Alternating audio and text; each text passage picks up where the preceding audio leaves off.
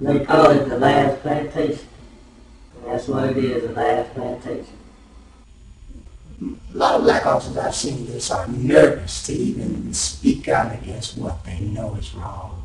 We had an official on the outside that used to tell us, be glad we got a damn job. Be glad you're working out there. Shut your mouth. You couldn't question. Don't question what they did wrong. I think the plantation issue goes to the way blacks see the capital when it comes to trying to be promoted or anything. We're the last one to be considered for anything, even though we have some of us have the most experience. In Metropolitan Police, you have a lot of black officials. When I say officials, people in the rank. On my police department, there are very few black top officials. Here's a department that's been going on for over 200 years, almost 200 years, and we just got this high-ranking black official who's a lieutenant last year. I mean, the discipline is different for white officers as opposed to blacks. Blacks are terminated for doing less than what a white officer might do. And the reason why our police department has bad press lately, because these high-ranking white officials don't know how to make the best decisions on the department. If you have different people in there with different mindsets and other things, I can make the correct decision. And it's been a good old boy system that's, I think, that's come to a head now. I've seen it for 30 years. They disrespect black leaders when they come to the Hill. I think Mandela had just been released, and Mandela was being honored in the Cannon Building. And we had a ceremony prepared for him, and they were assigning officers to work the ceremony, and the guys were on a break. We heard a white officer say, "I hope somebody assassinates him." And I mean, you could see the clash about to take place in that locker room, white officers against black officers, and that's just how that is. It's been unbearable. The bottom line is that's why black officers want the class action lawsuit. We just couldn't tolerate it. It's abusive, it's offensive, it's particularly offensive when you have officials doing it in your face also.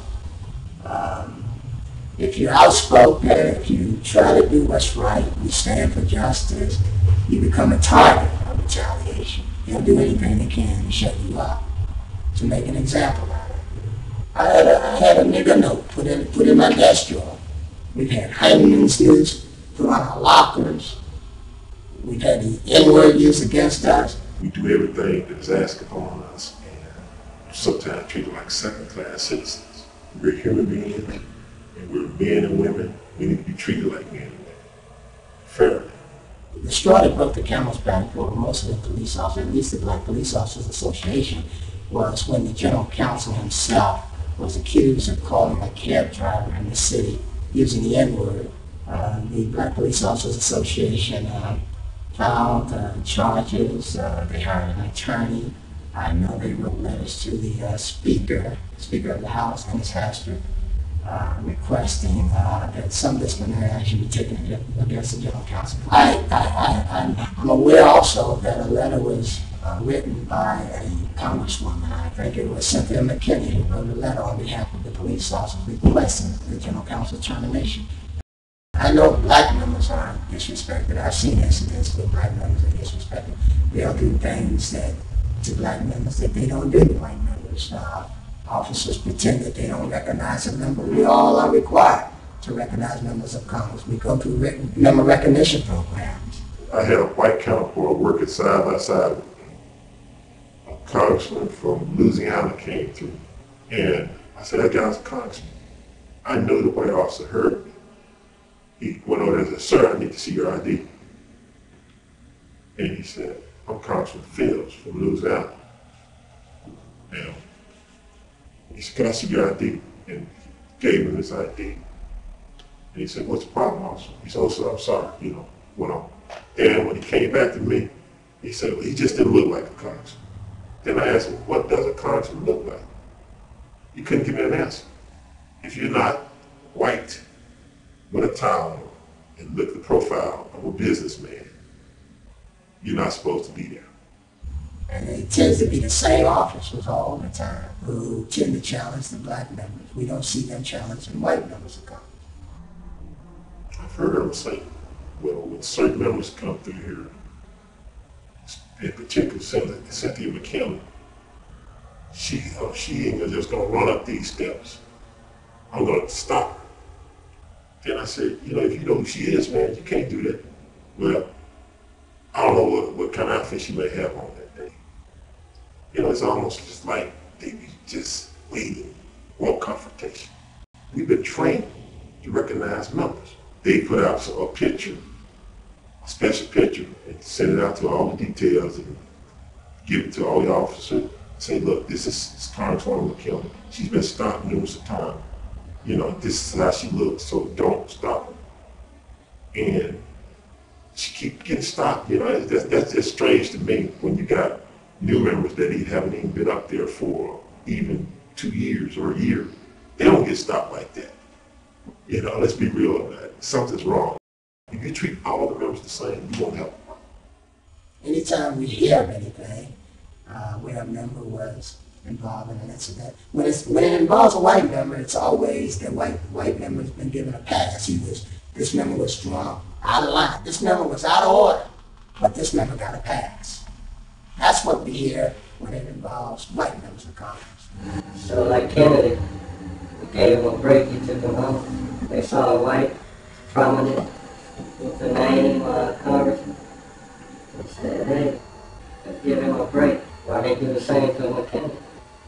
She's not prominent. She's not a prominent. She doesn't have a big name behind her. Look at that. You know, she's black. The person that she was involved in this was white. And who they believe?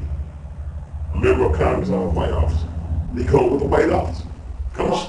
In the past, if a white officer said the white members did that, hey, the white officer say, you wrong, you can't do it. Officer's always wrong when a member says you did something. But when this black woman, when they accuse this black woman of something, that white officer is right. I have known other members to turn around and confront somebody putting their hands on them and tell them, hey, I'm a member, you know. And that was the end of it. If this woman, this black female who was not recognized at the time as a member of Congress, assaulted the officer should have arrested her on the spot. The least he could have done is detained her if he didn't know who she was. I heard a white officer saying, yeah, you know, they should have locked her up. If she come through this door, I'll lock her up. They was cheering about it, like this big trophy. I don't understand why it took a few days for them to make this decision. If anybody else accosted a police officer, no question about it, he'd been in the cuffs. So he had to know who she was. But to come back a day later or 2 days later and bring charges leads me to believe that this is internal. And again, I say that the general counsel has a responsibility of advising his police officers who to prosecute. That general counsel is still in office. That's General Counsel John Caulfield. So here you have a congresswoman who demanded, not requested, demanded the general counsel's termination, now being prosecuted. Anytime you speak up on racism or you address something as racism that you know is racism, they don't like that. Nobody want to address the issue of race. When it's America going to stand up and address that issue. Until that happens, nothing's going to change on the hill. I just hope that if this get out, I hope it can make people understand what goes on, give a better understanding for our plight and the plight of other minorities on Capitol Hill.